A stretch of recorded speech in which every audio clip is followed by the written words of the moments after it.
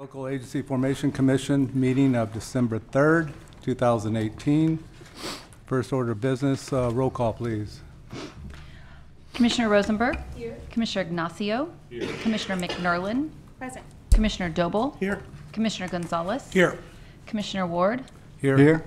Oh, Commissioner Brown. She got you out of Commissioner Orth. here. Ward and Orr. Commissioner McCowan is currently absent, but we believe in the building. I believe he's coming. Okay. And apologies from Commissioners Hamburger and Bazzani. Thank you.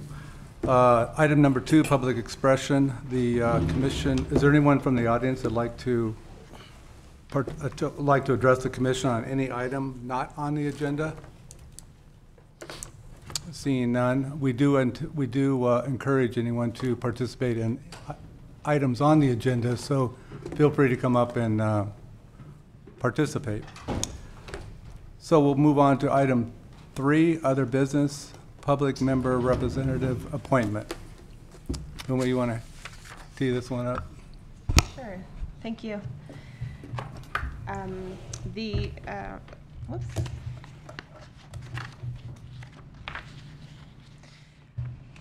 So we received one a letter of interest from a public member, and that is Commissioner Ward. The options are to interview Commissioner Ward or to select and appoint a candidate for the LAFCO regular member term. And the term lasts from January 1st, 2019 to December of 2022. Okay, Tony. I would like to renew my nomination of Jerry Ward for the public member. Thank you. Is there a second? I will second that. Okay, we have a motion and a second. Any other discussion?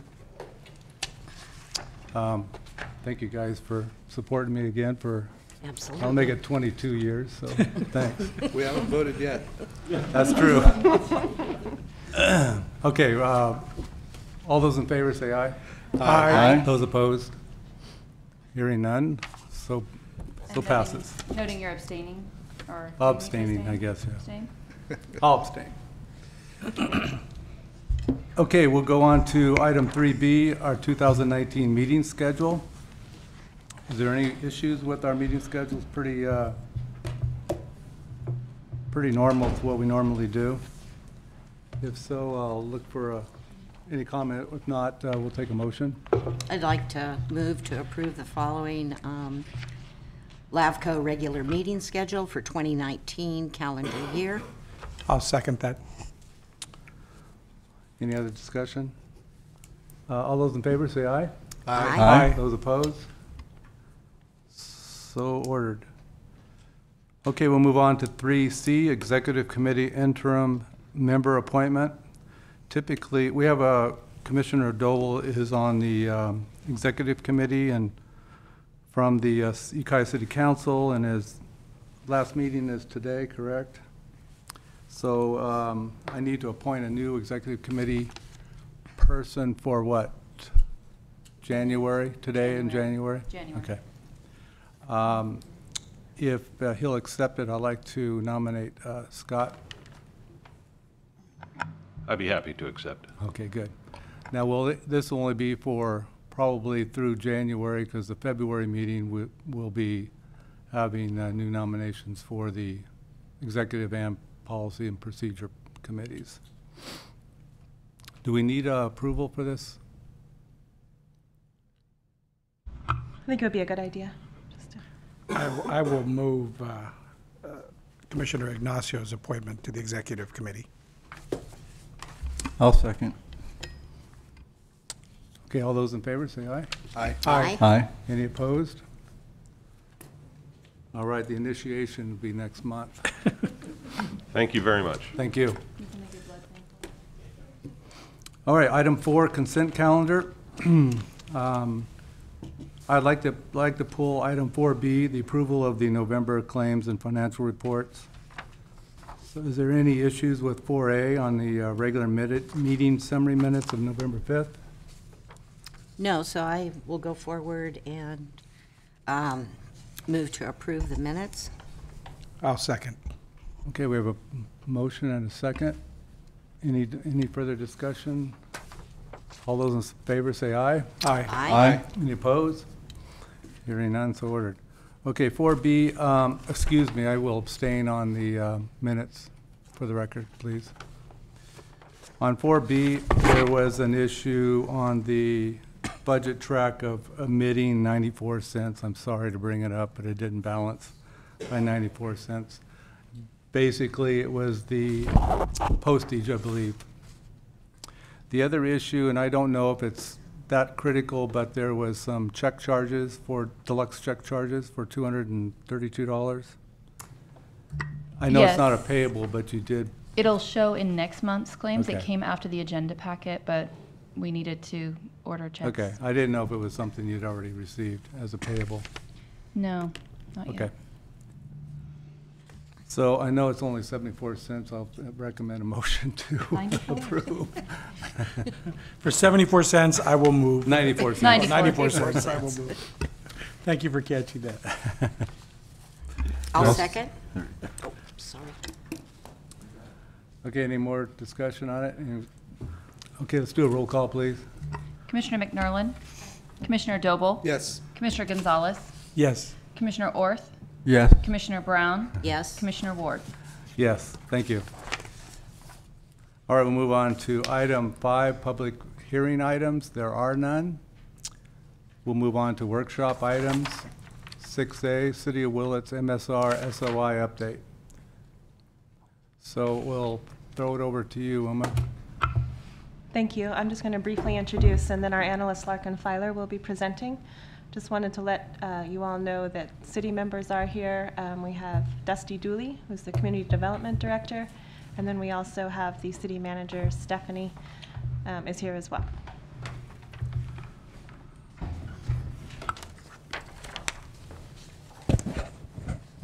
Good morning, Commissioners. Good morning. By the way, good job. Thank you. So, this is a workshop for the City of Willits draft MSR and options for the SOI update. The last MSR for the city was adopted in 2015. As part of the current SOI update, the 2015 MSR has been updated to address changes the city has undergone since then. The updated MSR has been completed, and the SOI update process is still unfolding. So there is not a specific sphere recommendation at this time. Attached to the packet is a draft SOI options document that was provided to the city to guide them in defining the scope of proposed sphere amendments and associated level of CEQA compliance. This is a new approach to updating the sphere, and as I said, the details are still unfolding. The city staff is currently working on coordinating with county staff related to potential sphere amendments and identifying areas of interest. In addition, the city is starting the process of updating their general plan. And we would like to thank the city for being so helpful in preparing the draft and for attending the meeting today. So, brief presentation, just happy to answer any questions you have and offer some time for those present from the city to speak as well. So, Okay, our wordsmithing person, John McCowan, isn't here, so that's probably, might be a good thing. But what's the pleasure of the commission? Do you want to hear from this, see if the city has any comments first before we get into it? Okay, any comments for our staff? Not yet? All right, does anybody from the city want to discuss our MSR SOI, your MSR MSOI? State the name for the record, please. Good morning, Commissioners. Chairman Ward, Dusty Dooley. I'm the Community Development Director for the City of Willits, and congratulations, or I'm sorry on your reappointment, whichever one's more appropriate. I want to thank Director Hinman and her staff for putting together a wonderful report, and I want to thank the Commissioners for letting us come and speak to you today. A few things that I do want to address the LAFCO Commission with, but I want to start with the one that I and I think the city is most excited about. The city has spent significant resources expanding our sewer and water capacity. And I know from my 10 years working at the county and certainly from my 3 years working for the city of Willits, finding opportunities to provide significant and appropriate housing, whether it's Brook Trails, Ukiah, City of Willits, Mendocino County, those opportunities are needed and they can be far and few between. So the city has a rare opportunity to work with the county and LAFCO to identify some opportunities to support some significant housing development. There's approximately 250 acres to the southwest area of Willits. It's flat land that the county has. They have it zoned as residential land. The city has the capacity to support sewer and water infrastructure to go down there. And while there's a lot of details that need to occur, I want to just take this opportunity to let folks know that this, in my mind, is probably the most real opportunity for us to team up and recognize some significant and appropriate development in that area.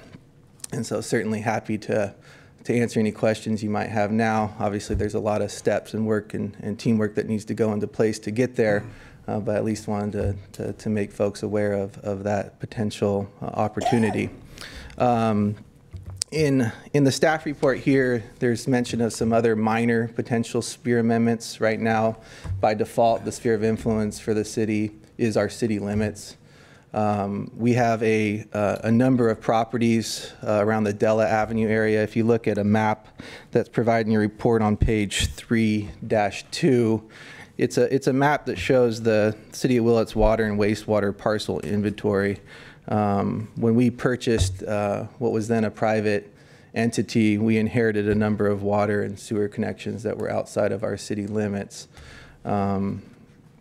And you'll notice to the south end of the city limits, there's a number of parcels that the city already provides water and sewer services to. These are residential lots that are primarily already developed, but it may be of interest to go ahead and bring those into the city, and we'll work with LAFCO on an ultimate recommendation to the board. There's also a bunch of industrial land to the west of the city. We have one landowner with us today, Mr. David Addington, that is here to speak to the commission at your choice about some exciting potential development opportunities. But for those development opportunities to occur, it's according to Mr. Addington and a number of the other owners that own up that block of industrial land, they would be seeking city water and sewer services to recognize those developments. Again, in order for us to extend those services to properties that are outside the city limits, we need to first expand the SOI around them and then ultimately annex those properties into the city limits. So that's in here because it's an opportunity for potential good development that would benefit the county and the city, and this might be the opportunity to look at that potential expansion as well. With that said, Mr. Addington's here. We also have our city manager with you, and happy to answer any questions you might have at this point or later. Okay, thank you, Dusty. Any questions for Dusty? Thank you. Yes. Oh, you do? Oh, sorry. Oh, yes. Oh, yes. Oh, yes. I'm glad to see the city is going to be updating their general plan. The purchase of the private water company happened, what, 30 years ago or so? 70. And isn't it about 30 years? It was a concern. It was talked about during the initial MSR review. And I do see a lot of verbiage here that supports doing something, but at the same time I see sort of a free get out of jail card, which is an exemption for LAFCO review of anything that was adopted into the city prior to 2001.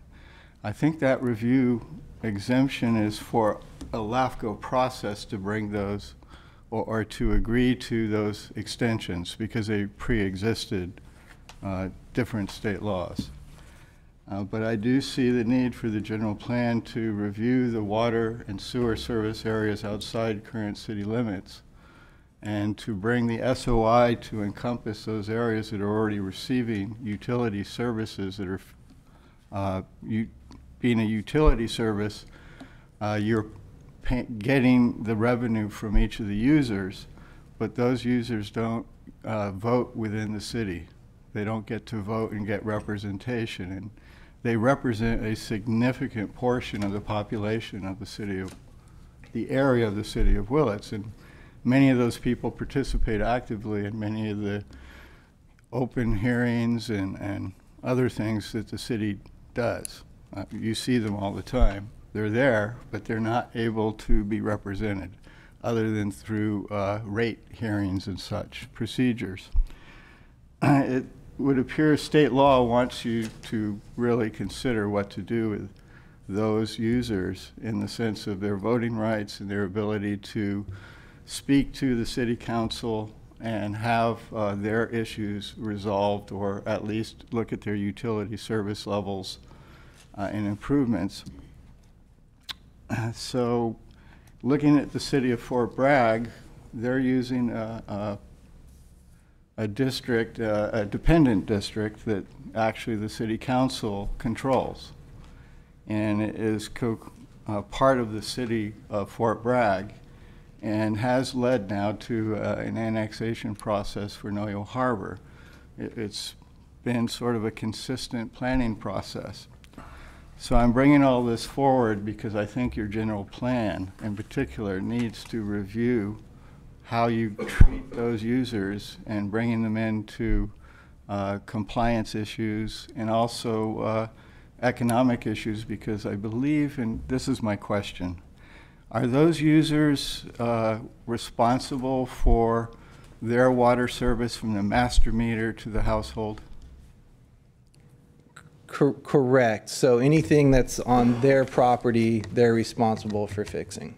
But that includes county streets and the water lines from the master meter that go through the county streets? No, I do not believe so. So there are water mains that came with the purchase of? Correct. Okay. And those are maintained at the same standard level as other users within the city? Yeah, I don't think we don't prioritize fixing equipment within our own boundaries beyond, rather than what's outside the city. Well, I'm not going to belabor the issue because you are looking to do a general plan amendment or an update, and I think that's when it's best addressed over this next 5-year period. Correct, and the city council recently put a significant amount of money in their budget to go through a comprehensive general plan update for the city, which is unfortunately long overdue. And when I first spoke, I spoke about 250 acres to the southwest of the city, and that does include some area that is already served by our water and sewer. But then we have, if you look at that map, there's such an extensive area where if you really tried to grab the SOI around all these out-of-service areas, I don't know that really runs true with LAFCO regulations, and you end up with a lot of these little island communities. But I think what we'll look at is a sensible approach to bringing in some of those properties where we already provide services and start matching up our SOI with the orderly boundary of our service boundaries. And certainly when you start talking about working with LAFCO and the county to build 1,000 new homes, let's say, that's something that we'll look at our general plan EIR to evaluate to some level, and the scope of our general plan is still a discussion item with our city council. These other two opportunities to expand the SOI may be able to happen separately from the general plan EIR process, or even from any significant environmental evaluation. One of the things we're talking about is grabbing 40 or so parcels that the county already has zoned as residential. They're already developed with residential homes. And so it could be that the process of bringing those into the county SOI would be exempt from CEQA. We have a number of owners of industrial land to the west that are anxious to get some good development going. And again, Mr. Addington's here to speak on that if you like. They're also potentially willing to pay for the CEQA work behind that. And so these are two examples of some SOI expansions that could happen previous to the general plan update, because that's going to be a long process and understandably so. But I just want to make it clear that we do have some potential options that could be taken on through LAFCO's, your guys' initiated SOI review of the city in the meantime. So would you prioritize those elements that are currently being serviced that are ducts, basically, that are required to be reviewed as part of any annexation process of such as an industrial area or the southwest area? You're also supposed to address a priority, say a water system, sewer system, where there are septic systems failing along a creek. Right. Which do exist within that zone. Yeah, no, that makes sense to make those individual cases a priority as well. What you have to be careful is if those situations are a mile away from the city, we're looking at all the land in between potentially, so it doesn't always just make sense from that perspective, and rather looking at the full context. But I think we should be aware of those, and if there's an opportunity for this process to be able to grab those properties into the city so that they can be provided services to avoid a potential environmental issue, that should definitely be a priority. Also, isn't it the intent of the legislature with the ducts, which they're actually going to be bringing more law forward, apparently, soon? Isn't it the intent of that you're supposed to look at those areas when you do an annexation process to an area of benefit? Correct. Whenever an annexation or application for reorganization is made to LAFCO, one of the things we need to look at is disadvantaged unincorporated community areas, and whether, if there are any in need in that area, to work with the city to see if those can be serviced as well. So I think that's the only little bit there that might hold up just going forward with an annexation prior to a general plan update.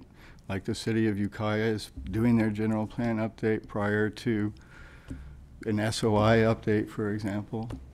And I think that's, for a planner, that's the best way to move forward, the general plan update, and then you get the SOI update. So anyway, those are my comments. I just want to make you aware those are concerns that have been expressed before, and we will have to, when an annexation application comes forward, we will have to look at the ducts at that time. Yeah, understood. Thank you, Commissioner North. Anybody else? Thank you, Tony. Anybody else?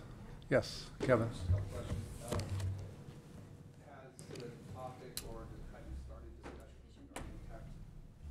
Have you started discussions regarding tax sharing with the county? No, we haven't. Okay. And do you anticipate those discussions to include sales tax, or will they just be property tax? I don't know at this point. We're primarily talking about residential and industrial lands, but my guess would be that the county would want to talk about sales tax, and I just say that from my little understanding with negotiations with the city of Ukiah. Okay, thank you. I think Stephanie wants to add to that. Hi, Stephanie Gerbrandt, Sierra City Manager for the City of Willits. I have been in a few different counties, in a few different cities, in a few different counties, and the notion of a sales tax sharing agreement is very new to me, because that is a very unusual thing in the rest of the state. I am not prepared to talk about sales tax at this time. I don't think it's an appropriate discussion for the parcels we're looking at, and possibly not for any parcels for the city of Willits, based on prior history in the state. Thank you. Thank you. Any other questions for representatives from the city? Dusty, I did have a question for you. In the MSR for 2015, it was recommended that the city appoint a separate planning commission. Is that still up in the air, or is that still something you want to do? That hasn't happened yet. Our planning commission by default is our city council. Yeah, I know that, but Yeah. there's no, okay. Also, do you have any preference on the options for the SOI that was in the packet? I think the preference would be to look at the Della Avenue option that I described, and then also possibly looking at the industrial land to the west, just because those may be items that can take place with and CEQA work completed without necessarily having to rely on the full general plan update. We have Just to sort of get the ball rolling a little bit with the county and the city. Yeah, there was quite a few options, and I didn't know what would be best for the city. What do you recommend, Uma? Well, this is a new approach that we're doing this time because in recognition that the city of Willits has a lot going on and has been undergoing a lot of changes in the last few years in particular. And also to give the city a chance to work with the county to see what might work best in their situations. So this was, our intent was to bring this forward with a number of options for the city and the county to look at, and for the commission to see what options may be on the table. It's not exhaustive, but these are the ones that we identified that may be the most worth consideration. The other thing we wanted to do was take an initial stab at what the CEQA analysis might be for each of these options. So that was our approach for this, and it's probably going to be a couple of months of working through these with the city before we come up with a recommendation for the sphere. So I assume this MSR SOI will be in a public hearing next month or February? It may be February. It just depends on how we're coming into the holidays, so I'm not sure what the schedule between the city and the county for discussions on this are yet. Will we have to make a recommendation as to what option? We can wait for the city to let us know what options they would like, and then we could analyze those.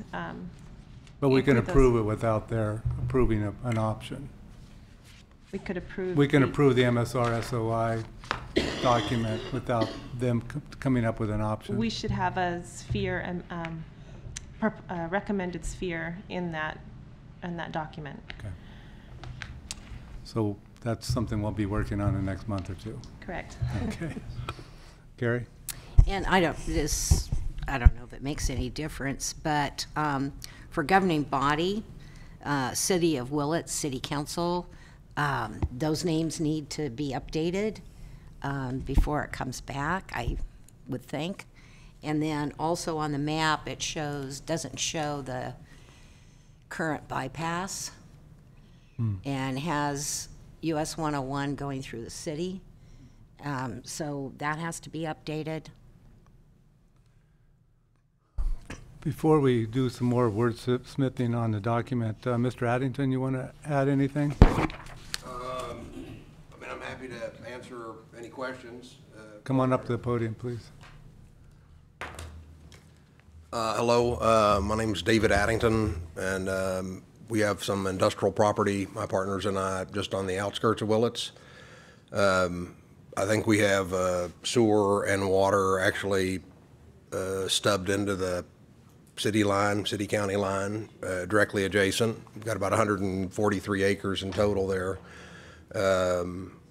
And as you might know, it's tough to build industrial on septic. So we'd like to be able to utilize the sewer and water and upgrade the roads and make a nice little industrial project there. And I'd be happy to answer any questions you might have. Any questions for Mr. Addington? Yes, Carol. What is the land that they're proposing to put their industrial plant on? What is its current use? Vacant. It's vacant. Yes, ma'am. There's a couple of buildings there. Frank Dutra has his offices and stores his land moving equipment there. There is a mobile home on the very top, and I think one other mobile home, maybe two on the property. It was a log deck for hardwood lumber back 40 some odd years ago. Mm-hmm. And then there's also a metal tilt-up building that was I think it was a hardware store maybe 30 years ago.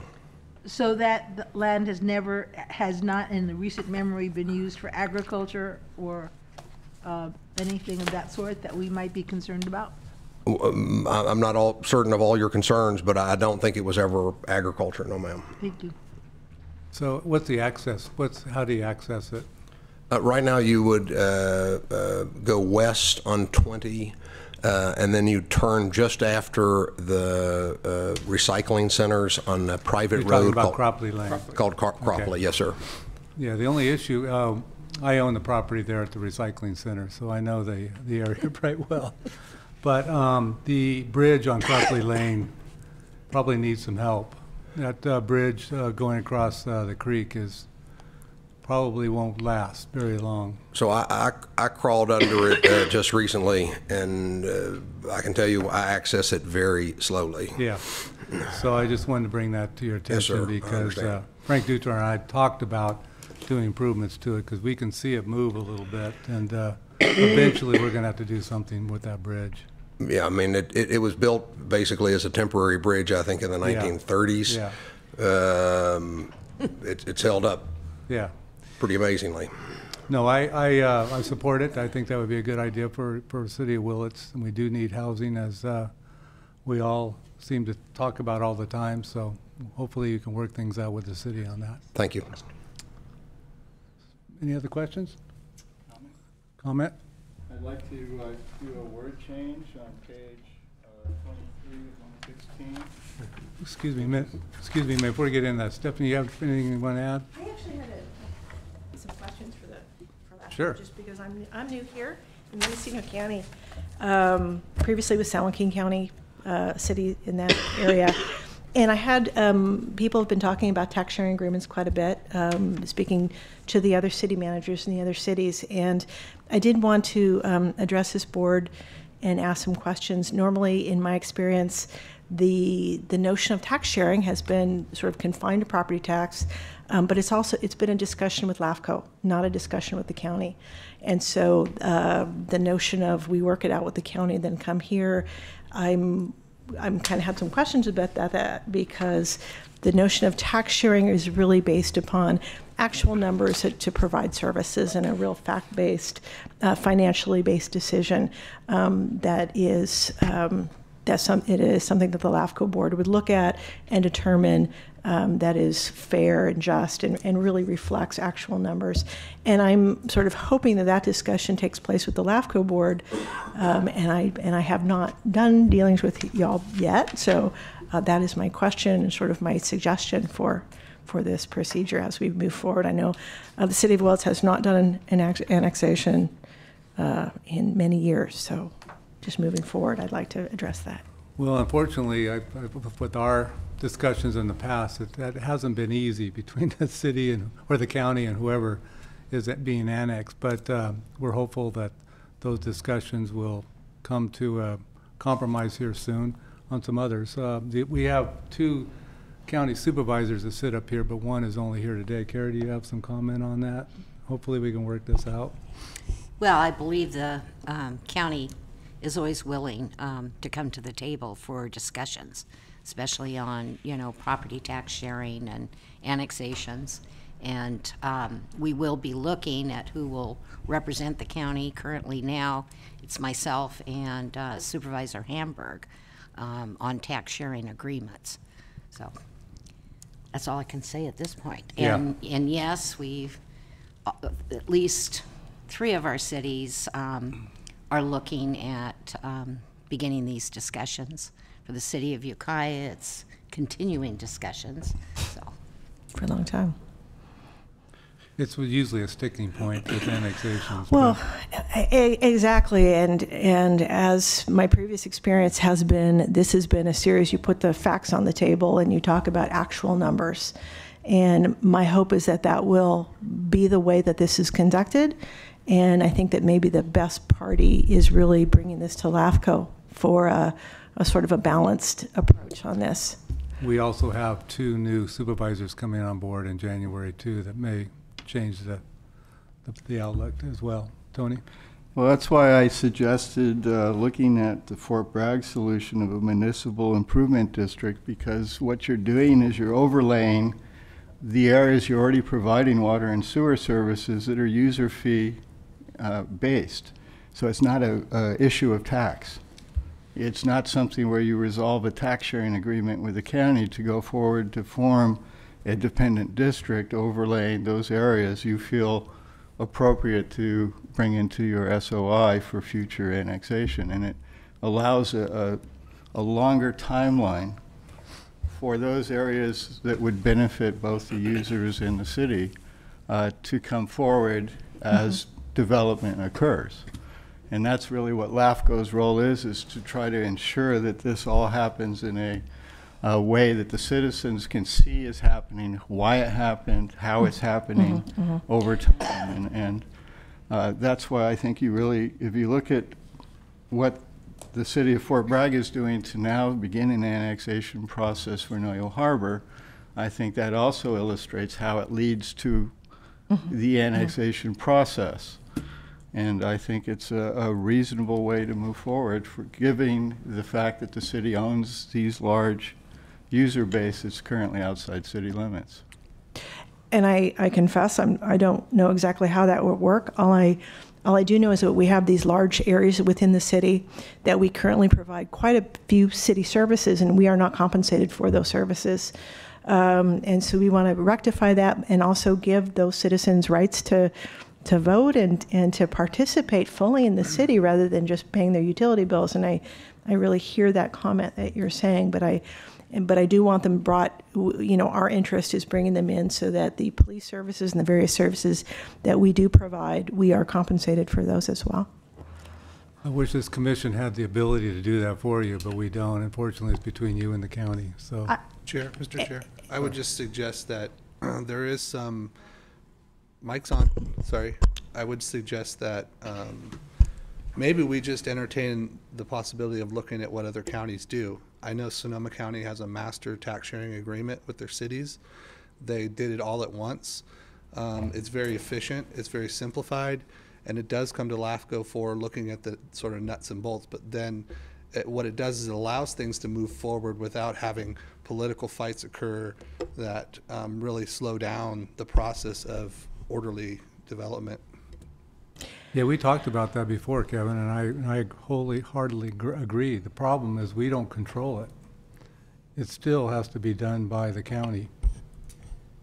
Yeah, Teresa? That's a great suggestion, and maybe LAFCO could officially send a letter to the county encouraging them to take that route. I'm more than happy to do that. And again, I'm not sure that while that would make it easier, I'm not sure that, because when you look at an annexation and tax sharing agreements, it should be based on actual cost of services. Those costs of services are different for each city.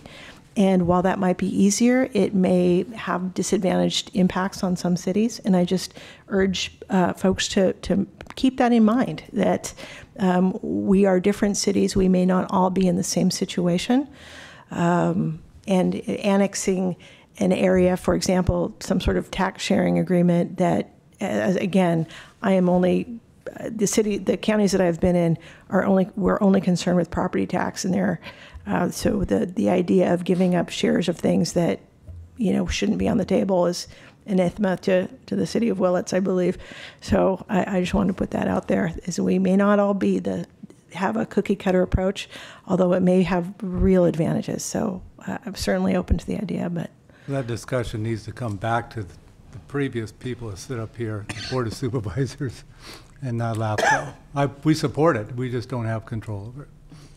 Carrie? And I will say, and I believe Councilman Orenstein could probably speak to this, but City of Willits, and I don't know how the communication was done, but wanted to talk about, after the new bypass, about the areas outside the City of Willits, and it was sales tax, I believe, that they were referring to, if any development were to occur at both of those areas.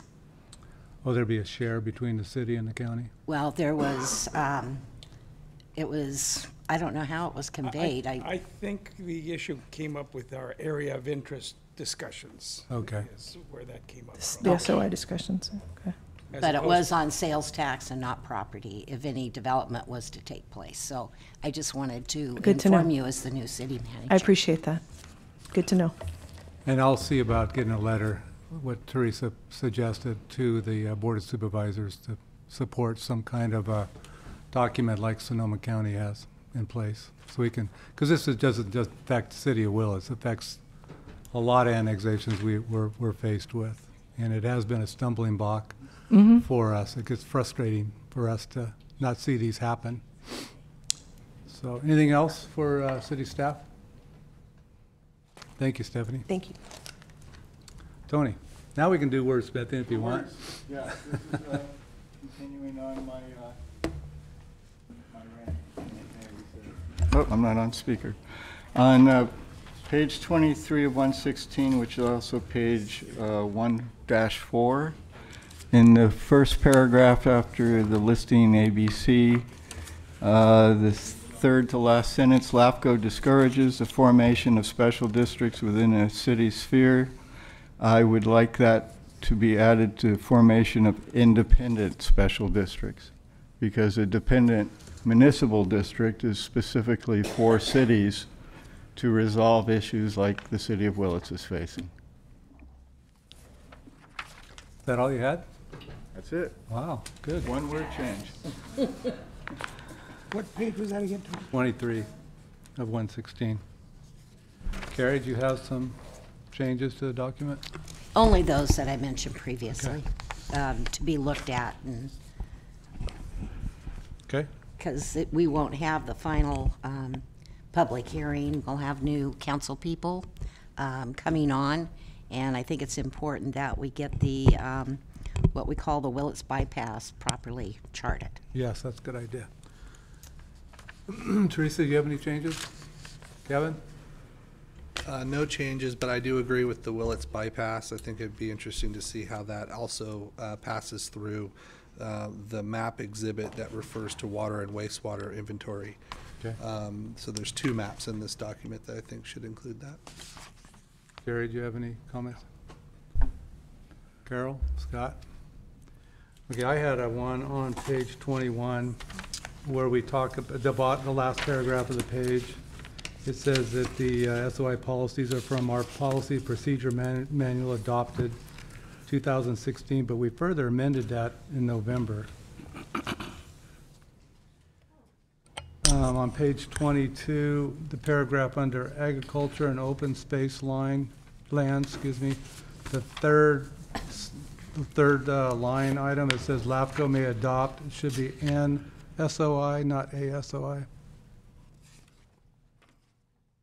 Where was that? On page 22. 22, under agriculture and open space land. I actually read this one because I knew John wouldn't be here, so I'd have to do my thing. I don't know if it's necessary on page 26 under governing body to say that the council election closed on April 15th and you named Larry Stransky and Greta Kane and Jeremy as, I don't think it's necessary to put it in there. Mr. Chair, Yeah. I actually had a thought regarding that in these documents moving forward. Maybe, I don't know if I totally approve of this, but it's an idea. Maybe we don't have to list all of the city council members by name, because then it requires updates. We always had that before, just had yeah. board member and their date. And then, right, maybe we could just say how many there are, what their terms are, and not list specific names, so therefore this doesn't need updating in that area, taking up staff time, but. Right, okay, I agree. So is that okay with you? That is certainly possible. I think kind of the thinking behind adding specific names was to provide a little bit of information to public members that may be approaching this document to see who they should specifically reach out to. But, you know, currently we have websites and things that have updated information, so we can certainly go in a different direction with that. I was just thinking for ease of staff. And I think that's what we've been showing in our past MSRs, is just the time when they come up the board. Okay. There wasn't really names. I'm not saying that on every one of them, but I think Teresa's idea is best. We can do that. Okay, I don't really have any more. I just wanted to comment that it was one of the best MSRs I've read, and I want to commend the city of Willits. You're in great shape. Dusty, you're doing a great job, as well as the current council, and it's really a good document to actually understand what the city of Willits does, and I appreciate that. Larkin, you did a great job on this. Thank you. Were you the only one, or was Elliot involved in this as well? Yeah, it was a group effort, so, Okay. yeah. Tony? I almost forgot one thing, but first, I also, looking at this document, see the city gaining health, economic health, and it's been a struggle, but you've really gotten there. I commend you for the struggles to get there after 2008 and a bypass. And I advocated for economic relief by state and federal governments when they do large projects. And unfortunately, the state has yet to realize there's a need to provide economic relief to the areas that have these large projects and their impacts to the industrial business areas and to the citizens in common. And it's still not a resolve at state government to do something about that, although federal NEPA programs do have to consider the economic impacts of projects. There's one area that didn't appear on the water map, and I'm wondering if the Sherwood Water Group is also part of being delivered water by the Willits municipal system. That's further up Sherwood Road. Okay, I want that looked at because I don't think they have their own source of water, so. Are you talking about the ones that get water pumped up close to the city? Well, up to the Sherwood Water Group, they have a holding tank and they service a bunch of people, and I think. That's before Brook Trails, right? Yes, between Brook Trails and the city, which is why it's of some interest, because eventually something might have to happen there. They're all on septic, they're all on, you know, a common water system, and I believe the city wears water to that group. Yeah, because I think it comes up from 101, doesn't it? I would imagine it does, but I'm not sure, I don't know. So I'm just asking, I'd like to know where are they getting their water, because it's not on any of our lists, and we're supposed to be listing these groups as LAFCO. Yep. Okay, any other comments to either Larkin or the city? So we'll bring this back in February, hopefully? Most likely February, yes. Okay, so hopefully we'll have an option for an SOI and we can put this to bed. And if the commission has any feedback on the SOI options, we welcome that as well, so. Okay, I just want what the city wants. Okay, thank you very much for showing up and participating. Well, I hope you appreciate the work we do on the MSR SOI. So hopefully it'll be a document that we can all be proud of. All right, we'll move on to where are we? Item 7, matters for discussion and possible action. 7A, Mendocino Coast Healthcare District. Is there somebody here for that? Okay. We'll hear a report by our executive officer on the history of the district boundary, as well as scheduling an MSR or SOI. Larkin, you going to take this, or is that Uma? Well, our analyst, Larkin, wrote the staff report, so she's going to present on it. I just wanted to say that this was held over from the November meeting at the request of the healthcare district, excuse me. We did reach out to the healthcare district a couple of times in the last month and was not able to connect with them personally. And they are not here today. Okay, thank you. So again, this is an informational report requested by the Commission at the September meeting regarding concerns expressed by property owners related to the Mendocino Coast Healthcare District's recently approved Measure C parcel tax and boundary history. Property owners have requested that the Commission support a suspension of the Measure C parcel tax as it relates to their properties because they do not receive medical services from the district. Property owners have also requested that the Commission prepare an MSR and SOI update for the district in 2019 to address detaching their properties from the district's boundary. In preparing this report, staff found that the district's boundary was established in 1966 based on existing school district boundaries at that time, and the boundary has not changed since then. Staff also found that the district has been subject to a statutory exemption for payment of LAFCO apportionment fees since fiscal year 2003-2004. And staff also found that a sphere amendment will not change the applicability of the Measure C parcel tax, and either the property owners need a special exception from the district or to pursue a detachment application to address that specifically. In the report, we did identify some other options for the property owners to address this matter.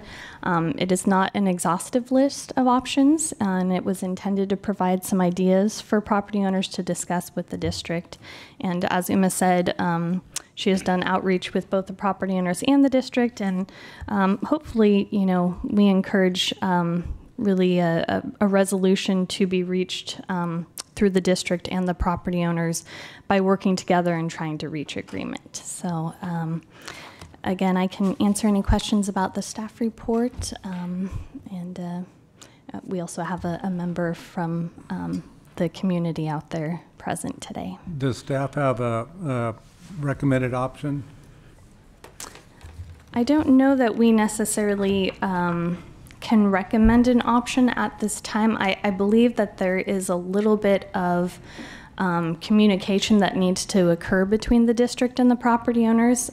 We're certainly willing to assist as there's a little bit more communication between them, and we're always willing to offer, you know, facilitation and, you know, serve as a liaison for sure. But you know, we can't necessarily negotiate on the behalf of either party. It seems like something that they should probably just sit down and talk with each other. And again, really the staff report, the options involved were, you know, kind of a first look at the situation, but there's certainly other things that could come out of a conversation between the parties involved. So okay. Again, just at this time, we're hoping that, you know, there's something that there's an opportunity for an agreement to be reached that, you know, will not necessarily involve us having to step in and mediate necessarily, unless needed. We're happy to help. So both parties understand that the cost of either a dissolution from the district or the exemption, they know the cost of either one, basically, or we haven't had that discussion yet.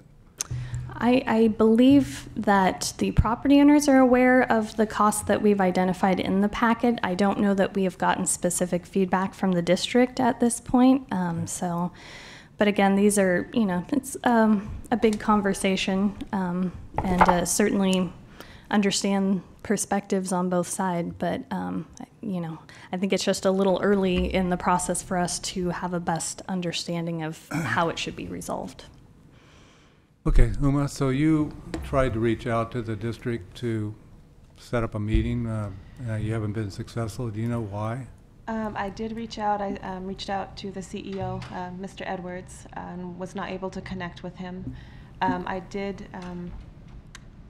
wanted to actually thank Commissioner Orth. Commissioner Orth and I met with Lisa Wager earlier this month and went through the staff report and tried to answer some questions. I did reach out to County Council as well and let them know that, sent them the staff report and let them know of the situation. Through that, I was able to get a contact for the district's consultant, and I did connect with him. He didn't have much feedback as far as where the district stood on things, although he did express some concern about properties detaching from the district and the financial impact to the district. But he indicated that he was sure that the district would be willing to sit and talk with the landowners about options. How many landowners are there again? I don't know. We received letters from approximately 32 property owners. I'm not sure how many there are in total. Perhaps Mrs. Wager could help with that. Okay. Any questions for staff on I this just, item? wanted to say, while I'm sympathetic with, I guess, all parties, I really appreciated the background information that staff prepared in this. It brought it in closer for me that what our responsibilities are, and obviously what's out there for the other parties. So I appreciated the information. Thank you. Tony? I'm glad to see the contiguous parcel exemption process, which is independent of the district itself. It basically goes through the county office where there are contiguous parcels with a single user where they can knock that down to a single charge instead of multiple charges. And I'm speaking because I know the person who will probably want to speak to us next can tell us whether that's an option or not, and whether that's actually an existing option that's usable. I can answer that question. Larkin, are you have completed your? Yes. Okay, thank Unless you. you have questions. Thank you. Hi, I'm Lisa Wager, and I was here in September. To answer your question, that actually, if someone wants to use an exemption for contiguous parcels, it's only available to people that have a residence. So if you do not have a residence on those contiguous parcels, it's unavailable to you. That happened to my cousins who recently ended up with a very large tax bill because they didn't have a residence on their property. And also, it does not go through the county. What it really does is it goes to the hospital. The hospital determines in their process whether or not you qualify. And then they tell the county, yes, these parcels are contiguous, no, these parcels are not. Or these contiguous parcels can be exempt. So it really goes through the hospital. Anyway. Thank you for all your work you've put into this, by the way. Yes, yes. Well, so I had just a couple of things I wanted to add to my September presentation. First of all, I thought that Uma and Larkin did a really good job on the staff report. It also elucidated for me a number of things that I didn't understand. The first thing I didn't realize is that this district has been around for over 50 years. And so it makes me realize that although it's a problem, I think, or a concern, it's a problem for the landowners who believe that they should not be included. And certainly it's a concern for CALAFCO because it's clear that the hospital district is not able to contribute to their fees. So we both have a situation where, a difficult situation. And the other thing that I appreciated in the staff report was one of the suggestions was to try to work collaboratively with the hospital. And I met with Commissioner Orth and with your executive director, and we discussed, and I didn't realize before that meeting that that would be an option, that the hospital's board could probably make a resolution concluding that they were not servicing this area, and therefore they could conclude that they would not tax this area. So in that vein, I had already made an appointment with Bob Edwards to meet with him and sit down and discuss this. Abruptly last week, he canceled the meeting. I wrote him and urged him to continue with the meeting, and he didn't respond.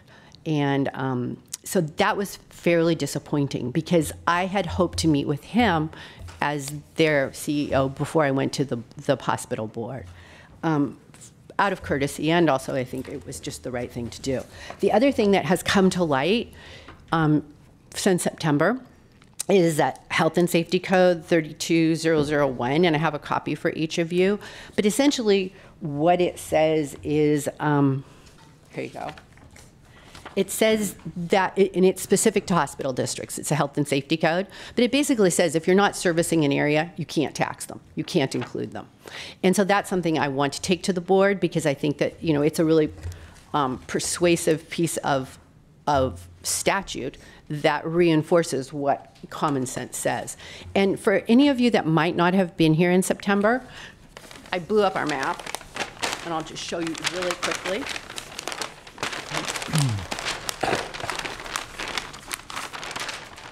Put this one down.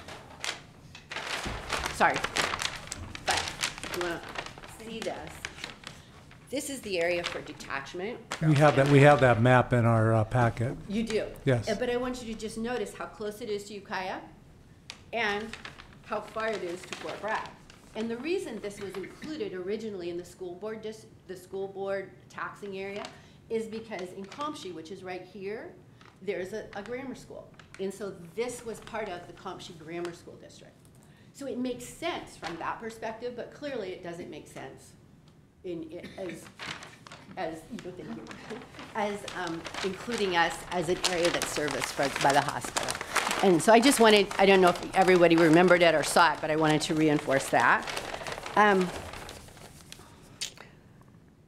So I guess those were the main points I wanted to make. Oh, I guess the last point. Well, the last 2 points. So in proceeding, we would like the opportunity, or I would like the opportunity to work out something collaboratively with the hospital. If there's some sort of letter or something that the LAFCO board could do to give some further encouragement to the hospital to work collaboratively, I would most appreciate that, because right now I feel a little bit like they're stonewalling me. Perhaps that's not the case, but it did feel like that. And ultimately, if this doesn't work, if they absolutely refuse to cooperate and can't come to a collaborative solution, then we would probably like to return and in the meantime really flesh out the costs of a detachment. So how many parcels do you have? Me? Yes. Well, we have about 40. 40. So that was one of the issues I think you brought up in September, that you're going to have to pay 40 times 144. So we also have a residence. We also applied for. So you could get an exemption and only pay 144. But my cousins have, let me see, how many? 22 parcels. They don't have any, and the reason that our family has so many parcels is because they were acquired long ago from smaller landowners. For example, the big timber companies often have many fewer parcels, and also because their parcels were merged and our parcels weren't, our parcels were not merged, or if they were merged, they got CCs. But anyway, take my cousins, for example. They're they're right at Ore Springs Resort, if you know where that is. Mm-hmm. And they have 22 parcels, so they're paying whatever that is. And they live there? No, they don't live there. They don't live there? No, there's no residence on. Home? No, there's no residence. So there's no reason to go to any hospital? Exactly, and they're not exempt. I mean, they come out there. One of the points you were making before was that we have to drive. We're driving to Ukiah, where we don't need to go to Fort Bragg. Well, they don't even need to go to Ukiah because there's no resident there. Right, they come out there and visit and camp, and so if they were injured, in a camping trip, but they would still go to Ukiah. They're 10 minutes closer to Ukiah than we are. Mm-hmm. I mean, they're probably 25 minutes to Ukiah and probably at least an hour and a half to Fort Bragg. And they're not alone. There's other parcels. I think, and you also asked about what percentage of the owners. I think that MRC is also a big landowner in this area. MRC, I think, because they have many fewer parcels, because their parcels were not, at the adoption of TPZ, they have fewer parcels. So I don't think that their tax burden is necessarily disproportionate to the amount of land that they own. I think their tax burden is not terrible. But anyway, I think that if you looked at all of the parcels that we want to detach, we probably have at least support of 90% of the landowners. So other than a letter in support of working together, what else are you asking this commission to do? Well, continue to be sensitive to our plight. And if you have a letter or I don't know how, I'm not familiar with how these things work. So if it would be better to have some sort of endorsement by the board or endorsement or support or letter or whatever you all might think would be supportive and perhaps prod the hospital along to realize that one way or another, we're going to get these parcels out of this predicament. Okay, Jerry, you have a comment? Mr. Chair, assuming that you all would approve, but sure. I think at this point it would be more appropriate if we sent a letter to the hospital encouraging them to reach out, that we've been approached by the property owners, and that at this point, it's probably more appropriate that they enter into some sort of dialogue to see if that can be resolved before the matter comes back to us or we deal with it. And I think that would be more appropriate. But a letter from the LAFCO to them just saying this has come to our attention, but we feel that it's more appropriate in the interest of transparency and that the hospital board work with the affected landowners to come to some sort of resolution. Is that what you're thinking too, Uma? I think that sounds like a good approach, yes. I mean, we've already tried to reach out to the But I figured just to district. put it on the record that we've sent them a letter and just let them know that we're watching and other people are watching. Let the ball's in their court, and Tony had it. Tony, you have any comments? Yeah, I'd also agree to go to a board meeting with you if you get agendized, and I wouldn't mind to have the executive officer of LAFCO at the same time, and that way we could kind of pencil out why this is an issue, and it will come forward into the next MSR update process. No, that would be very helpful. Thank you. Karen? Well, and including staff comes as a cost to LAFCO. It does. And we are pinching pennies as best as we can to help all districts. And this particular district has not paid in for quite some time. I think when originally they, in fact, had a representative on LAFCO back in the day when they were paying in. She was chair, too. She was chair. Yeah, I was thinking she was, but my memory sometimes fails me. But anyway, I don't think it's staff. They should have reached out, their staff or their board members. So I think a letter is appropriate because this issue has been brought before us.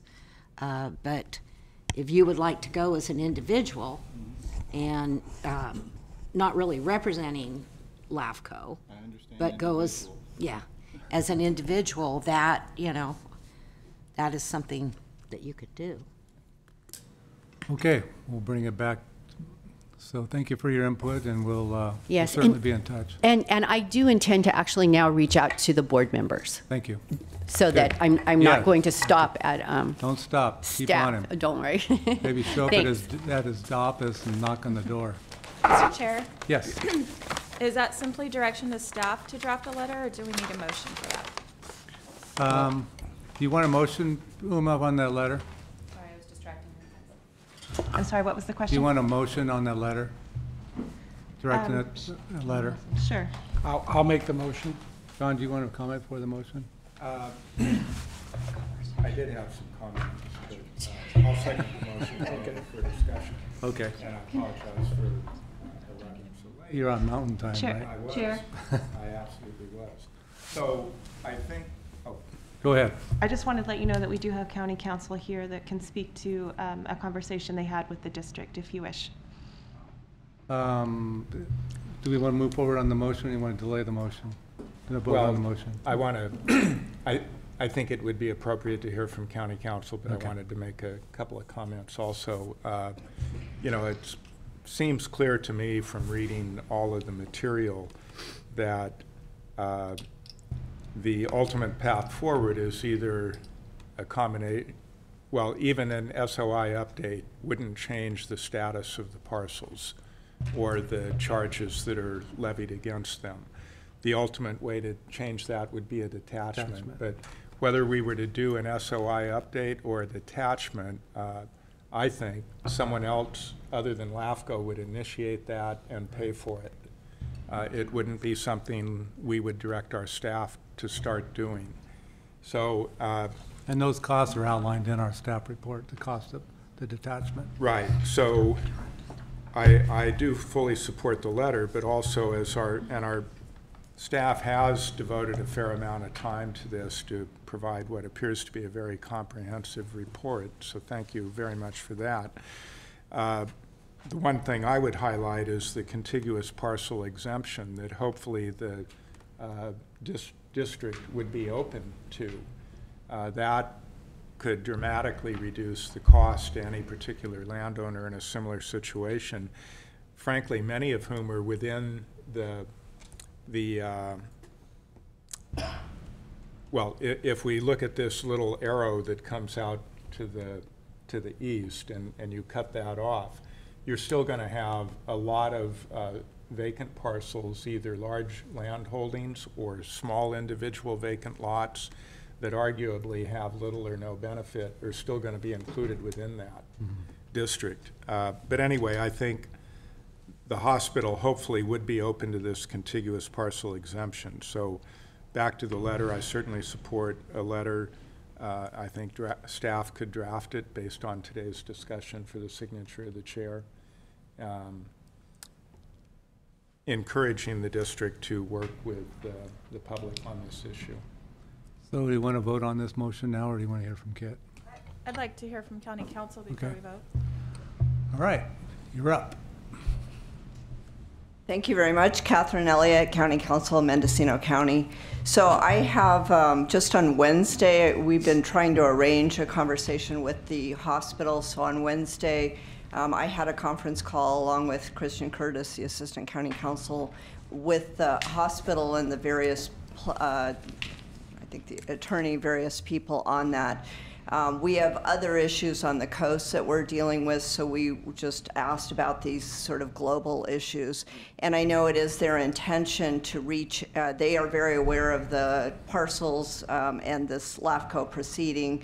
They're very interested in speaking with UMA, so I'm trying to get that arranged. But they are trying to work these things out, and that seems to be their intention. So again, they have certain legal parameters of their abilities to do that, but that is what they seem to be working towards, and they seem to be very proactive in that at this point. So they are solving other issues on the coast Do you support the idea of us sending a letter as well?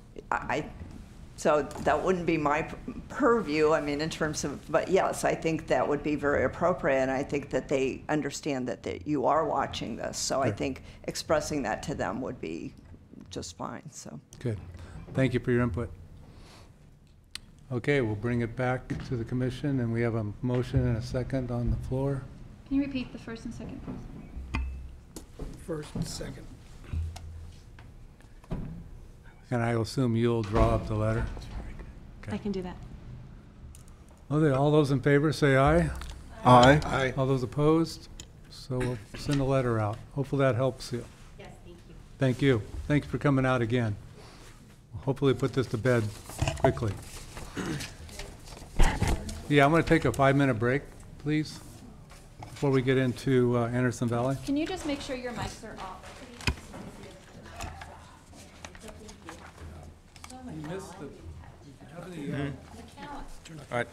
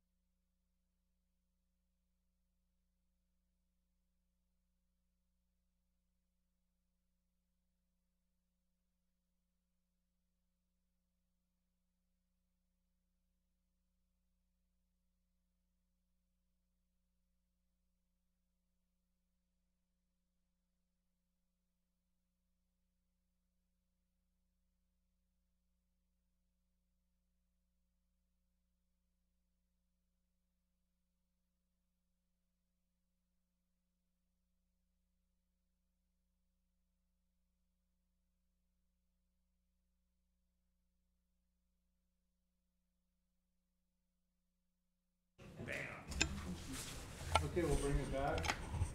We hold the position to item number 7B. Excuse me, Anderson Valley Community Service District out-of-area fire service agreement. Who may want to tee this one up? Thank you. Earlier this year, LAFCO received a packet of out-of-area fire service agreements from the Anderson Valley Community Services District. The contracts were for specific properties located within its sphere but outside of its jurisdictional boundary. About half of them were renewals of agreements, which were recognized and mapped in the 2015 Sphere of Influence update for the district. In researching the history of these contracts, in 2008 the Commission approved a test process specific to the district that allowed for administrative approval of these out-of-area fire service contracts. In doing so, the Commission also directed staff to do annual reports. So because of that direction, at that time, staff brought these contracts to the Executive Committee for discussion and direction.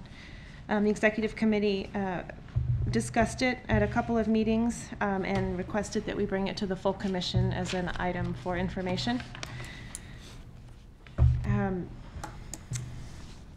So these contracts do require Commission approval. A couple of the directions from the Executive Committee were to discuss with our legal counsel the appropriate application for approving these out-of-area fire service contracts, and also whether or not the Commission would incur any liability for approving such contracts. Council did affirm that the Commission approval of the contracts is required under both our own LAFCO policies and also under 56-133 of the Cortese-Knox-Hertzberg. So the application process has set forth in the staff report, which is on page 101 of your packet. I won't go through those details, but this item is being brought to you for information, and also staff is looking for direction to move forward with working with the district to make application on those out-of-area fire contracts. Their general manager, Joy Andrews, is here today, and she is happy to answer any questions the Commission may have. Any questions for Uma before we ask Joy to come up? John? Go ahead. Do we currently have in our policies and procedures, so we're saying this would require an application. Do we have policies specific to out-of-area service agreements? We do. And do we have a specified fee for that application? We do. It is in our fee schedule. It's a little confusing the way it's worded, so I am trying to figure out exactly what that means. But there is a minimum deposit required. Right. And identified. Frankly, as we go forward, I'd be looking for a simplified way to approve these based on if they meet the test that's I agree. laid out. We dropped the ball in 2008 anyway. Tony? Yes, Anderson Valley did look at an annexation process, but realized the economics of it would not work, and this is true for many of the fire districts, where going beyond the existing boundaries with annexation processes generally will not bring the revenue appropriate to, say, place a new fire station within a 5-mile area of that area to be served when you annex it. And that's one of the problems. The fire districts do have liability issues or a gift of public fund issues. This has been discussed over time with the Board of Supervisors. I know that LAFCO now is supposed to review Area District 3, which is a county district that apparently is non-functional and is now, I think the state is asking us to dissolve it. But at one point, the fire districts felt that that might be a way to bring the unincorporated areas into paying a fee base for fire services to the county that then would pass through to the various fire districts. So I just wanted to put that on record that when we consider the county area 3, that might be part of the discussion. We did put on a requirement to Anderson Valley that the requirement that should they go through an annexation process, that these parcels would be in favor of, they have to basically support that process? And Correct. Correct, and there is a statement in the contracts they provided that, to that effect, as well as requirement for LAFCO approval. The difference in the approval that was approved in 2008 versus what's in our policies is that it was administratively for administrative approval in 2008, and then there's a commission approval process that's in our policies. Okay. So now it requires commission approval for each out-of-service area agreement? It is Under that's policy. correct. Yeah, the policies require that the commission look at it, and there's a number of for a number of reasons. One of which is that the commission needs to make a decision on whether or not annexation would be more appropriate than providing an out-of-area service. Right, and that gets into the economics of it all. Yeah. Is it my understanding, though, if we accept the contracts, that it eventually has to become annexed? Has to be? I think the language, and Joy can correct me if I'm wrong, but I believe the language states that if the area was to be annexed, that the landowner could not protest that. But it's not mandatory that they be annexed? I don't believe it's a statement of mandatory. Any other comments for staff? It appears that we could make it mandatory, but of course, because of the economic issues, I just don't feel that that would be an appropriate. Yeah, I agree. Carol? My concern is we want fire districts to be able to be responsible for as much area as possible, because we don't want people not to be covered by fire response. Mm-hmm. So what would happen if we don't approve, with these areas that are now being provided service by Anderson Valley not have any service at all? The tricky part is this area is in their sphere, which is the same as their response area that's been identified by, I believe it's CAL FIRE. I will say that our policies state that the inclusion of the area to be served within the sphere of influence of a serving agency shall be sufficient to comply with the provision that has to do with anticipation of later annexation. So Okay, before we bring Ms. Andrews up, John, you had a comment, then Kevin?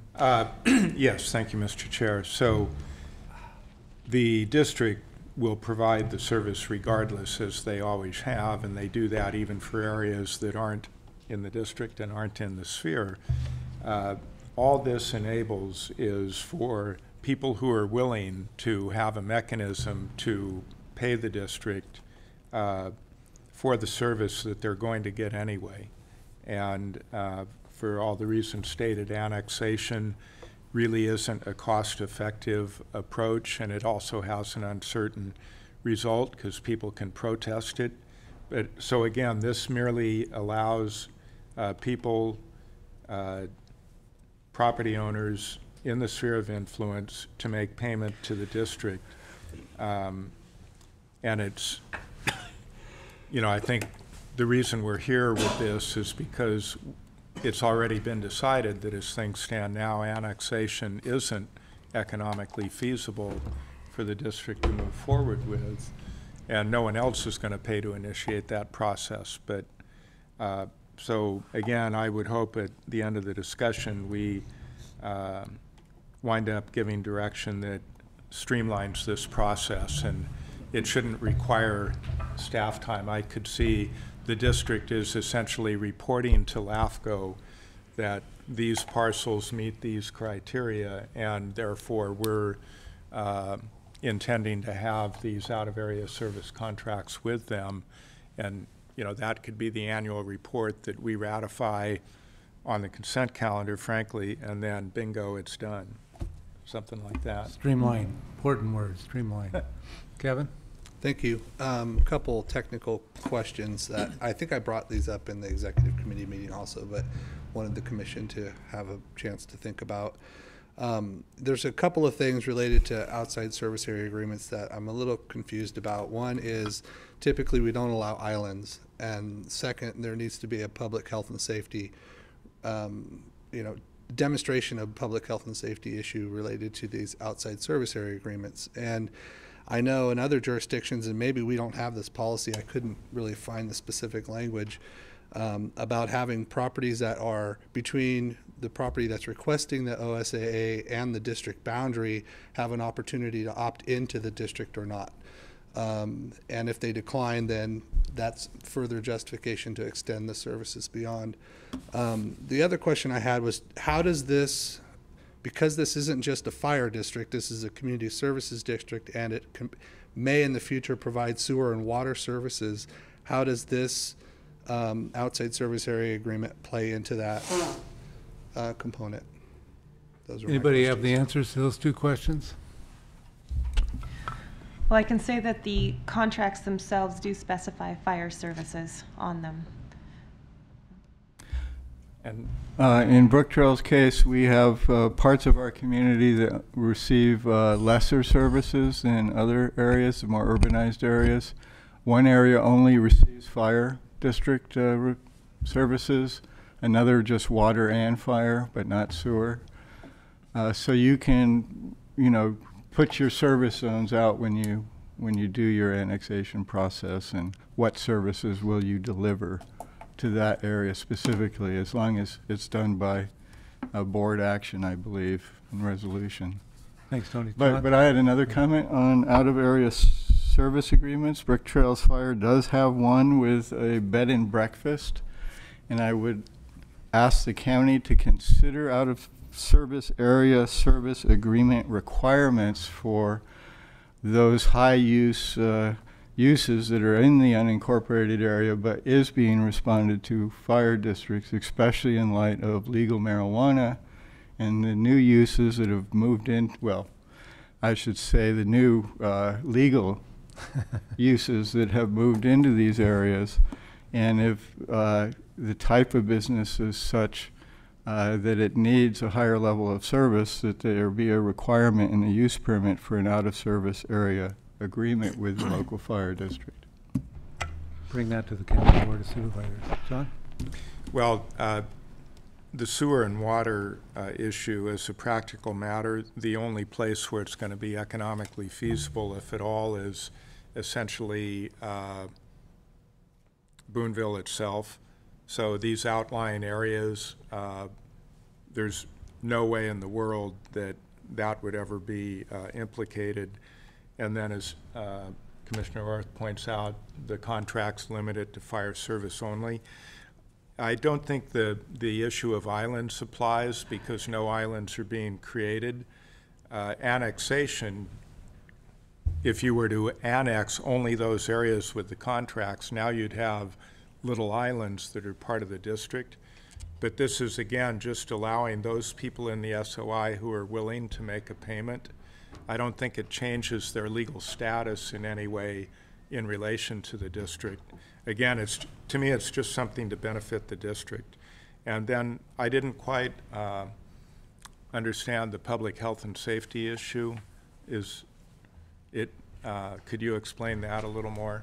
Well, the CALAFCO policy states an extension of services that the commission that the extension of services outside this, maybe it's just outside the sphere, but there's a relationship to public health and safety. And I think that comes back to like water and sewer, maybe not fire. So I was just wondering what is there something we have to do maybe with our policy to allow this to be more easily implemented in the future or not? And again, these were questions I brought up in the executive committee, wanting to hear from the full commission on some of those topics. I think those answers from Tony and John pretty much covered it. Do you agree? Yeah, I don't disagree. I think that those are important questions that I thought the full commission should weigh in. And thank you for bringing those up. I Tony? do believe the state working on ducts is related to the public health and safety issues, especially failing septic systems needing to come into sewer extensions. So I think it's addressed through that process. When there is annexation proposals, we're supposed to also then look at those disadvantaged communities that need or would be remedied by an extension of service for a public health and safety issue. Okay, any other comments? Carol? Well, again, it seems to me whatever we do, we want to make, I'm with John that we need to make it as simple as absolutely possible. The fire districts need money, and everybody needs fire cover, fire service coverage. And especially since we are now dealing with huge area fires, that we need to simplify the legal process to make sure that the service is available and that people are able to pay, or maybe even required to pay for the services that they are desperately will need. And whatever we can do to make that as simple as and effective as possible, I think that's the way we should go. If it needs changing policies or changing laws, I think we should work on it. I think we're there. We're going to streamline this. John? Well, and I think the reason we have this is the property owners can't be compelled to pay under current conditions. But also, and staff can confirm, I believe this particular arrangement is specific to Anderson Valley only, and that if another district wanted to come forward and seek approval from LAFCO to enter into these out-of-area service agreements, I believe that district would have to come to LAFCO and get on the agenda, and but staff maybe can correct me if I'm wrong in that. That is correct, that it is specific to Anderson Valley CSD, and the language in the minutes of the 2008 meeting stated that it would not be precedent setting, which is probably not accurate in speaking with our legal counsel. Although I also recall that they did present maps at the time, and they specifically showed the parcels that were interested at that time, I believe. So there was some material for the commission to look at that would help us understand the context in which this approval was being granted, that they were parcels in the sphere outside the district, but close to it, and parcels that were being served. And close enough, I think, that logically they would be logical parcels to be annexed if that ever came about. So it wasn't something way far-flung. That's my recollection. Thank you. Okay. Just quickly, for fire districts are doing mutual aid agreements.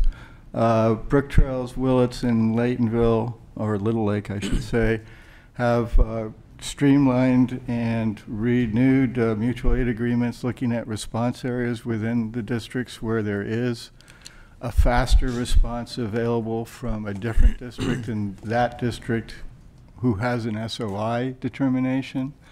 And so the fire districts are trying to really look at the way to respond to the areas not within our districts, but in our, not even in an SOI in some cases, but what would be effective for the residents of Mendocino County. Jerry. Well, more of a question maybe for our district person, but because I guess we maybe didn't intend on setting precedent, but maybe to incentivize for fire departments. Is there an advantage to those property owners insurance-wise to enter into these agreements, and would that be the encouragement for some of them? I mean, the new norm seems to be a year-round fire season versus not. So I would think that if I were trying to get insurance, granted there's maybe no structures on some of these spots, but if I were looking, having one of these agreements that I could flash in front of my insurance company might be incentive enough. So okay, we'll bring it back to Joy Andrews then. Hello, Joy Andrews, General Manager, Anderson Valley CSD. I'm not a fire department personnel. The chief would have liked to be here. He's on a training in Sacramento. So I believe insurance, I'm not sure that the contract itself would determine that, but it's more proximity to a fire station and the capabilities and the capacity of the water tender, how many gallons. So I'm not sure that the contract itself would determine that. I do also just want to make a point. It doesn't only benefit the district financially to enter into these agreements. Because of the illegal gift of tax funds, if we did have to respond to someone, they would actually, we have a whole fee schedule ordinance that we have to charge those folks, and it can end up being in the hundreds and sometimes the thousands, depending on how big the incident is, how many, fire engines are required. So this is kind of almost like an insurance policy. If they purchase the contract, we don't charge them for making a call out there. I think in all the years that we've had this, we've actually never had to, look at these and say, oh, we responded out there, you have an agreement. But it is, again, an insurance policy. The other point the chief wanted me to make sure to let you know is that we wanted to annex. It's just that we were literally doubling the size of our district, so 100% increase, and the amount of income after we deducted the $6,500 we're already getting for these property or these agreements, it was like about a 2% increase in revenue versus 100% increase in the district. So he just wanted me to make sure that you all knew that we wanted to annex. We did go through the whole process and try. It's just, it's not efficient or responsible for us to have such outlying areas and then be abandoning the central corridor, leaving those other stations unmanned, or as you mentioned earlier, building new stations far out where there may only just be a few houses in such a large area. So. Are you in favor of the direction we're going with this? I don't know that I know enough, again, about fire services. The chief called this a Band-Aid approach, just because I know that it's just always a funding issue, and you're talking about this is a bigger issue within the county and probably, globally. But having the funding and the capability to serve those outlying rural areas. So I think that it is good for you to streamline the process because other districts might come with this. I don't know that we thought that we would continue with the contracts. It's been 10 years. I think the intent was to annex, and we tried to wrap that all up into the package when we applied for our ambulance transportation powers, but just couldn't happen. So what's the first thing we need to do then, Uma? Well, I wanted to make a statement first that one of the issues that came up was we were doing the fire service SOI updates was there are large holes in between some of the boundaries and spheres of the fire districts. And I believe at that time that we said that during the next sphere update for the fire districts, we were going to look at those areas and see if there was a way to make sure that those areas had coverage. And that speaks to this issue. I spoke with Chief Avila last week, and he did mention that as well, and mentioned that he felt that this was a Band-Aid approach. But as he said, that the annexation was not feasible for them. Or is it kick the can down the road? But I think it's important to put on the record that we do have those holes in the service areas between the boundaries for these fire districts, and that is something that we will have to look at in the future, I think. Okay, John? Well, but I think, and perhaps you can correct me, but there is at least the potential allegation of a gift of public funds if you're providing service even to someone in your sphere of influence but not officially in the district. Mm-hmm. So in that regard, there's not a lot of difference between these areas that are not in any district at all. That's clearly an issue, but I think it's kind of separate from this one. Maybe related, but I think we can deal just with this issue in front of us. But if there is a fee schedule, if they do put out a fire and don't have a contract, they're going to get charged. Okay, where do we want to go? What do you want? What direction do you want? one more. Okay, So sorry. it looks like by state law and by our policy, these agreements do have to be approved by LAFCO. That's correct. It is possible for the commission to put into place a process for administrative approval, but I think we need some more definition on that first. And I mean, are you talking about an annual approval is kind of was my question, because I mean, I'm literally using the same template year after year and just changing the dates on it. So And- do you want these coming to the commission every year for approval?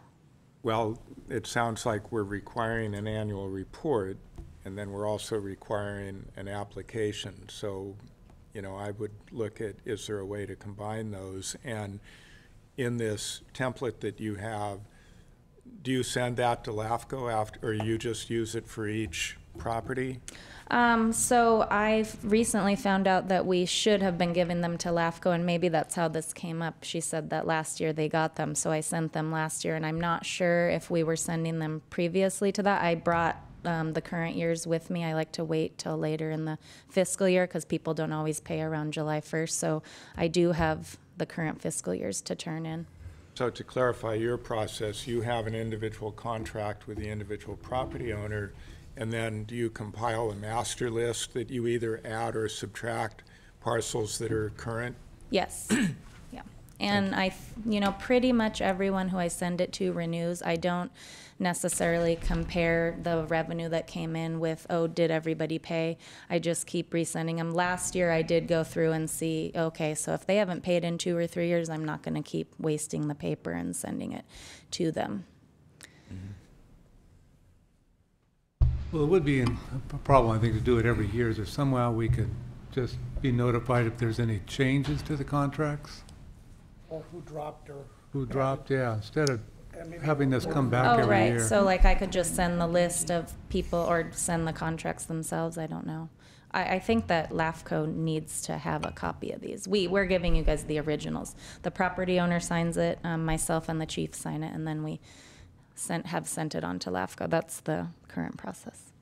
Tony had a comment? Yeah, I just wanted to again make the point that I think if the county has a use permit process on one of these parcels that is outside of a fire district, that the requirement for an out-of-service area service agreement might be applicable.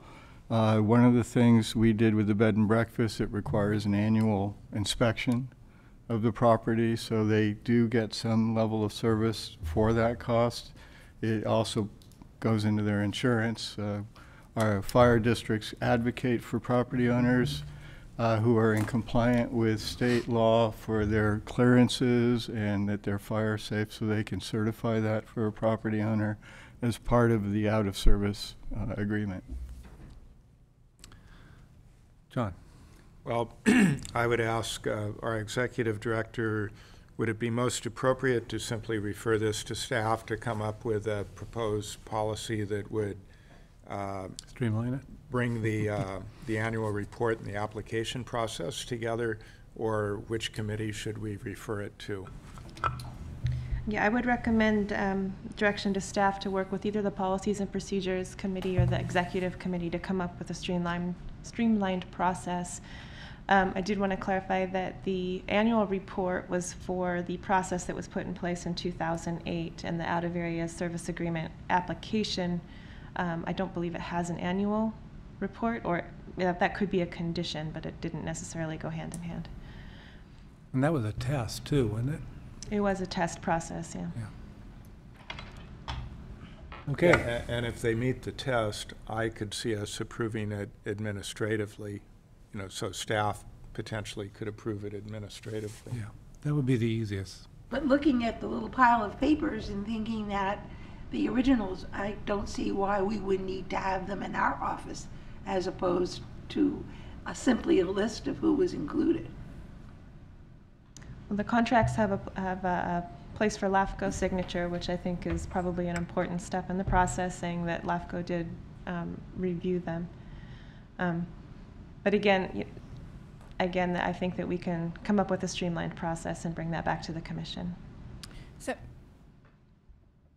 Yes, yes, Is that a requirement by Cortese Knox that we approve those? yes. All out-of-area service agreements must be approved by LAFCO. Because I was just thinking, you know, a block approval on a consent. I mean, if it's a renewal every year and we're going on 10 years now. That's my thinking too. I mean, just a couple pages. Sure. We could make a photocopy of the original if we wanted and then return it to them.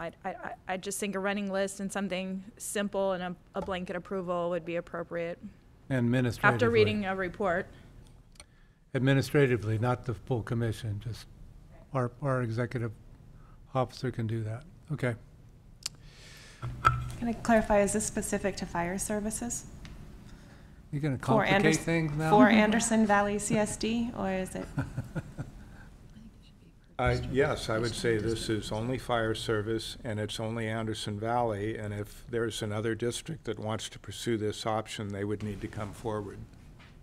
We'll probably tell them the same thing, but at least we're aware of it and have to approve it. Okay, thank you. Okay, hopefully that works. Happy holidays. Thank you, Joy. Thank you. All right, we'll move on to item 8, information and report items. 8A, work plan, current and future proposals. Uma? Thank you. So there are no changes to the applications on hold or pre-applications. I have a conference call with Anderson Valley CSD on Thursday regarding the activation of latent powers for water and sewer services.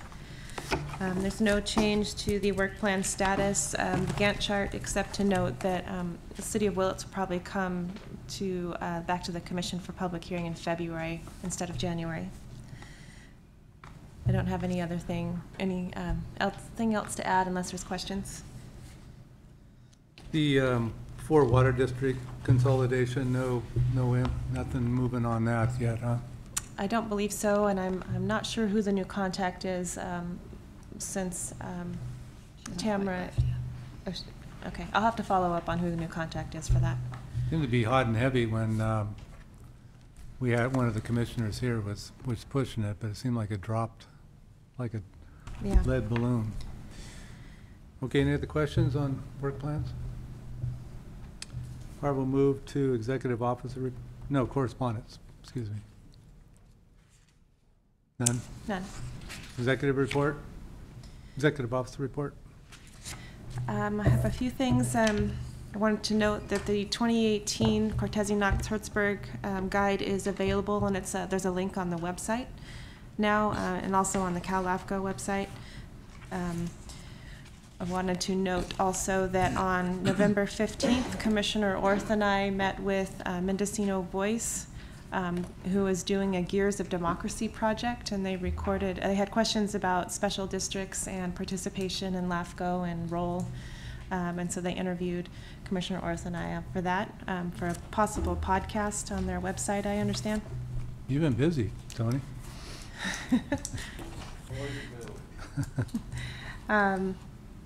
Also got a call and have been corresponding with a grad student from UC Berkeley who is looking at doing a capstone project regarding the Point Arena Harbor and options for that.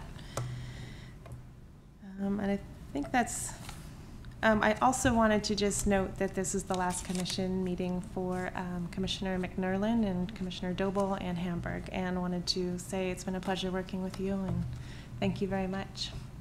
You're here. We do have some certificates of appreciation for afterwards. And I think that's all I have. Okay, thank you. Committee reports. PMP I don't think met.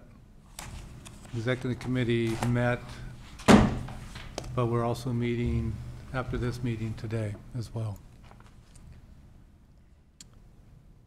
I don't think there was nothing to report on the executive committee. I wasn't at the last one. Carrie, is there anything to report? No. Okay.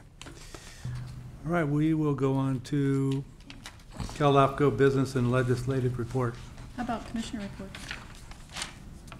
Commissioner report. I have one.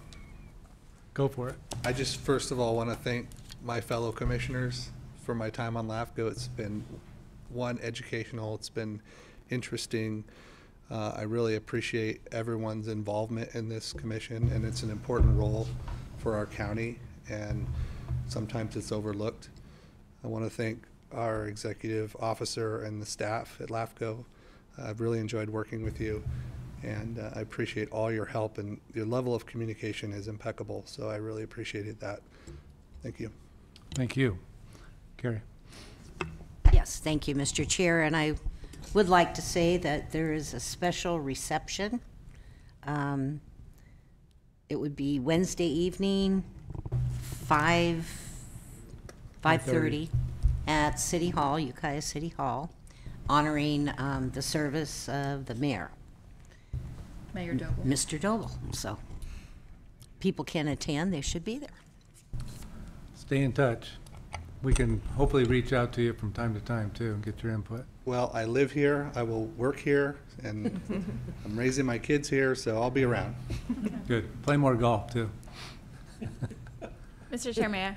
Yes, go ahead. May I have the floor? Thank you. I'd also like to thank each and every one of you. It has been amazing and awesome working with city council members and board of supervisors. And one of the highlights of serving on this was being on the policy and procedures committee with Dan Hamburg.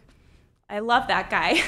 And so, which is kind of odd because I worked for a congressman who defeated him years and years back. And I think I'm his biggest fan now. So it's been awesome. And then I just want to, I'm going to miss you guys. You're going to cry, aren't you? I'm so sorry. But and Beth, I love you guys, and I'm here in this community, and I'm going to continue serving on my district board for a couple years before I retire, finish that term out. But if I can ever help you with anything or have coffee, I would love to. Thank you, Teresa. Thank you for your services. Yes, absolutely, Teresa. John. Well, Are you outgoing too? No. Bye, Don. I just want to say thank you both for your service, and you both will be missed. And, you know, I really appreciate people who are fully engaged and passionate about what they do. So, you know, thank you. Well said. I agree. And I would just like to say you both represented city and districts very well here.